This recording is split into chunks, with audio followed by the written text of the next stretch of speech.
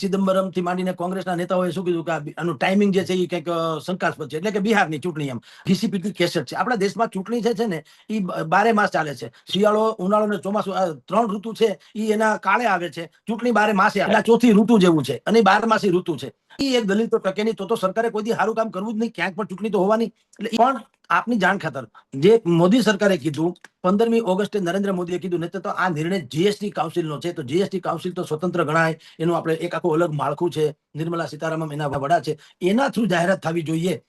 એને બદલે પેપર તો પેલા ફોડી નાખેલું. નરેન્દ્ર મોદીએ જ કહી દીધું 15મી ઓગસ્ટે કે ભાઈ દિવાળી પહેલા અમે તમને જીએસટીમાં બહુ સારી એક છૂટછાટ આપશું વગેરે વગેરે.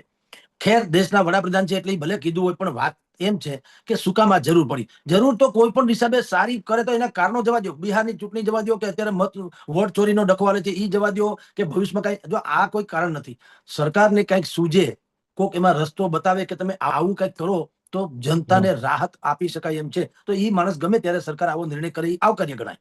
પણ આપણો પ્રશ્ન એ છે કે તમે જે જાહેરાત કરો છો એ છેવાડાના લોકો સુધી પહોંચે છે ખરી? એ વાત છે. કરિયાણાની દુકાને કોઈ પણ માણસ 21મી તારીખે ઉભો રહીએ, આનું ગુજરાતી કહું, 21મી તારીખે કરિયાણાની દુકાનેથી જે વસ્તુ સસ્તી થાય, તો હું તો કહું સરકારે કેવું જોઈએ નોટિફિકેશન બહાર પાડીને તમામ જગ્યાએ જ્યાં જીવન જરૂરી ચીજ વસ્તુઓ વેચાતી હોય ત્યાં એક બોર્ડ ફરજિયાત મારવાનું કેવું જોઈએ કે જીએસટી પહેલાનો ભાવ, પછીનો ભાવ. તો જનતાને ખબર પડે બોર્ડ વાંચીને કે ભાઈ હવે આપણે જે સાબુ અત્યાર સુધી 20 રૂપિયાની એક ગોટી લેતા હતા, હવે 19 રૂપિયાને 50 પૈસામાં મળે છે. એટલે કે 8 આના 50 પૈસા આપણને ફાયદો છે. આને કહેવાય વ્યવસ્થા. નહીં તો શું કરશે, ગામડા ગામ સુધી કે શહેરમાં પણ વેપારી બાના કાઢી શકે. આ જૂનો સ્ટોક છે, નવો સ્ટોક છે, તમે શું કર્યું? મેં તમને એક જ ઉદાહરણ આપ્યું કે ડીઝલ પેટ્રોલના ભાવ 12 વાગ્યા પછી બદલી જશે, એવું ખાલી છાપામાં સવારે લોકો વાંચે, તો તમે 1 વાગે રાતના જાઓ 12 ને બદલે 1 વાગે, એટલે તમને નવા ભાવ મળે. તો તમે 21 તારીખે એવા બોર્ડ શું કામ ન મારો કે અમારી દુકાનમાં આટલી વસ્તુ 175 વસ્તુ છે, એમાંની આટલી છે, એનો પેલા આ ભાવ હતો, જીએસટી ના વધારાના ચાર્જ હતા ત્યારે, હવે આ ભાવ છે. એવું બોર્ડ કેમ નહીં મારવામાં આવે? આ થઈ એક વાત.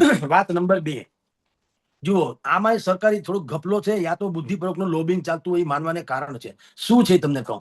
સરકારે સોફ્ટ ડ્રિંક એટલે થમ્સઅપ, લિમ્કા ઇત્યાદિ પીએ છીએ રાધર, એ 28% એની પર જીએસટી હતું, એના 40% કર્યા. શું કામ? કે ભાઈ સોફ્ટ ડ્રિંક જે છે એ આમ નામ જ સોફ્ટ છે, ઉપરાંત ફ્લેવર વાળા પણ ડ્રિંક્સ જે છે, આપણે વળિયારીના એવા અલગ અલગ પ્રકારના ફ્લેવર વાળા પીએ છીએ ને, શરબત, એમાં પણ સરકારે એવું કર્યું 28 ને બદલે 40% નાખ્યું કે ભાઈ બને ત્યાં સુધી બહારનું આવા પીણા કોઈ ઓછા પીવા, તો પછી જેને પીવા કમસે કમ ગરીબ માણસ ન પી શકે તો એ સારી વાત છે, વ્યસન વાળી વાત છે. બે ઘડી માની લઈએ, સરકારની આ વાત આપણે માની લઈએ.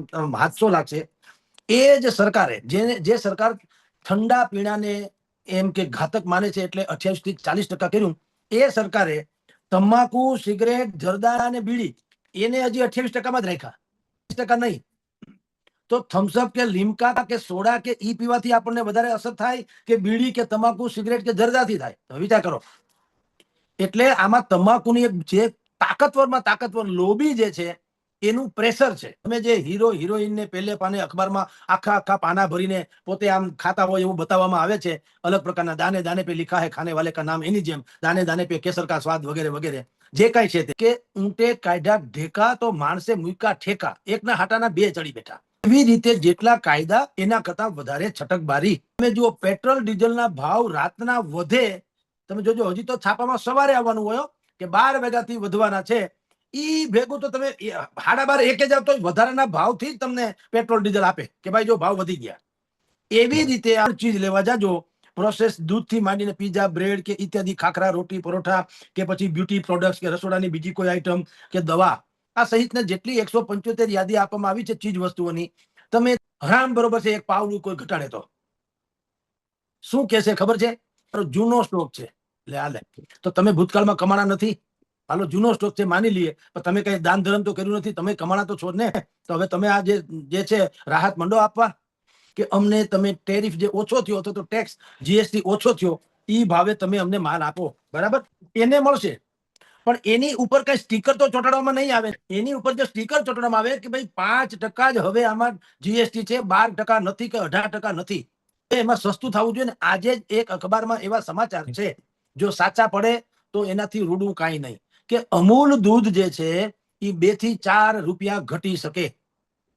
એવી રીતે કોઈ પણ પ્રોડક્ટ જે છે ખરા અર્થમાં ઘટે. જો હજી ઘટી શકે, ઘટી ગયા નથી. હવે એ જેથી શકશે તેથી દેખતે હે. એ ઘટી જાય તો એની ચર્ચા કરીએ ને. અત્યારે શું છે, અત્યારે આપણે નંદ ઘર આનંદ ભરો જય કન્યા લાલ કેમ કરવા માંડીએ એ ન ચાલે. કારણ કે મેં તમને કીધું તેમ કે ઊંટે કાઢ્યા ઢેકા તો માણસે મૂક્યા ઠેકા. એકના હાથાને બે ચડી બેઠા. એમ વેપારીઓને ખબર છે કે પણ વસ્તુ આપણે આટલા ટકા નીચે વેચવાની છે એટલે એના બાના કાઢી રાખશે બુદ્ધિપૂર્વક. અને પેકેજિંગમાં ખબર કેમ પડે, તમે વિચાર કરો, જે કોઈ આઈટમમાં આ લોકો કે છે કે જીએસટી અમે ઘટાડી દીધી ને 5% કરી નાખી, તો એનું પ્રજાને ખબર તો પડવી જોઈએ ને. માથે પ્રિન્ટ લખાવવી જોઈએ ને કે આ દૂધ ધારો કે, અથવા તો ટૂથપેસ્ટ કે ટૂથબ્રશ કે કોઈ પણ જીવન જરૂરી ચીજ વસ્તુ માની લ્યો, જે ભાવની ભૂતકાળમાં મળતી હતી એનાથી રાહત દરે મળે તો લખવું જોઈએ કે જીએસટી આમ થયું એટલે હવેથી આટલા પૈસા. અથવા તો ખાલી એટલું લખે કે ભૂતકાળમાં આટલા હતા હવે આટલા પૈસા. તો આપણને, જેમ આપણે બીજા બધા શોપિંગ મોલમાં જાય છે, ગેટ 1 બાય 1 ફ્રી એવું આવે છે કે નહીં, તો આપણને ખબર પડે છે કે ભાઈ આ એક વસ્તુ લ્યો તો એક મફત આપવાની વાત છે. એવી રીતે જયારે જનતાને અહેસાસ થાય તો માનવું કે સરકારનો આ નિર્ણય જે છે ઉચિત છે. કારણ કે એના ખરા લાભાર્થી ગરીબ અને મધ્યમ વર્ગના લોકો છે.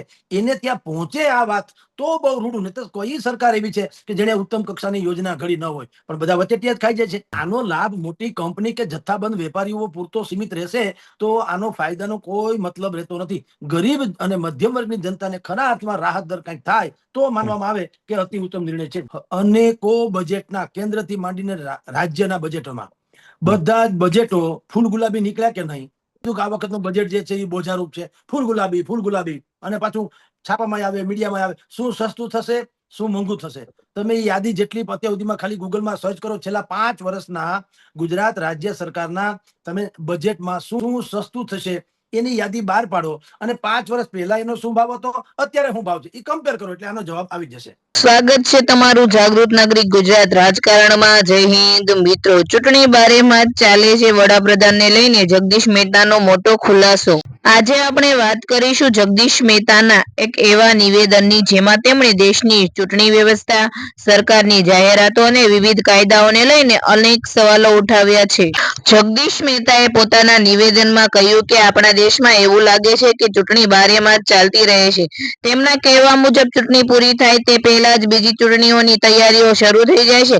તેમણે સવાલ કર્યો છે કે શું સરકારના મોટાભાગના સમય વિકાસ કરતા વધુ રાજકીય અભિયાનમાં પસાર થાય છે. ત્યારબાદ તેમણે દેશના વડાપ્રધાનને સંબોધીને પ્રશ્ન કર્યો છે કે સરકાર જે વિવિધ યોજનાઓ અને જાહેરાતો કરે છે, શું તેનો વાસ્તવિક લાભ છેવાડાના લોકો સુધી પહોંચે છે કે નહીં. મહેતા સાહેબના કહેવા મુજબ માત્ર જાહેરાતો કરવાથી કામ પૂર્ણ થઈ જતું નથી, પરંતુ તેનો લાભ દરેક જરૂરિયાતમંદ વ્યક્તિ સુધી પહોંચાડવો એ જ એટલો જરૂરી હોય છે.